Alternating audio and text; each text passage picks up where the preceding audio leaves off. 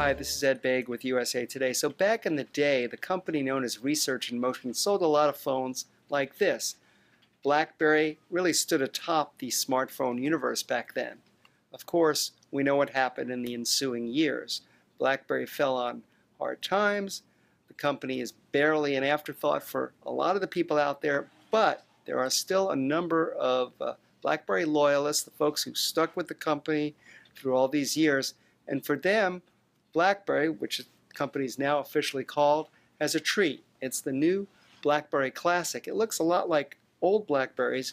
It is a bigger device, but I think that the faithful will really appreciate what's here, notably in the keyboard that BlackBerries have long been famous for, the robust security, which BlackBerries are also known for, and some of the physical buttons, including a smooth trackpad here that makes navigation simple. Now, this is a more modern BlackBerry in that it runs BlackBerry 10 software, which of course is gesture-driven.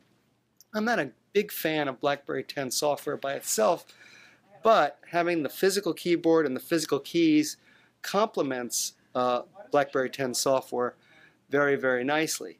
Now, while the device looks a lot like old BlackBerries, it's bigger, a bigger display. This is a 3.5-inch display, which is bigger than the display on the BlackBerry Bold that it's modeled after, considerably bigger. But of course the screen is small compared to all those phablet devices that are out there now, the new iPhones, some of the Samsung Galaxies, and other devices. Now again, in terms of things I really like, the keyboard, the physical buttons, the security, good battery, but there are some quibbles. For starters, let's talk about apps. The phone takes advantage of two main storefronts. There's BlackBerry World, which is BlackBerry's own store for a lot of productivity style work apps, and this is primarily a business-oriented device. There are some games in there. And then of course there's the Amazon App Store, where you can actually download some Android apps. Not all the apps display properly on this device. There's a control to help you with that. Not a perfect solution.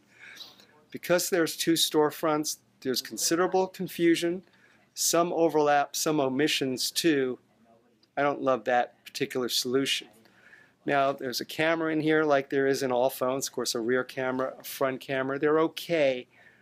Nothing to write home about. Not the reason you're going to buy this phone or, frankly, reject this phone.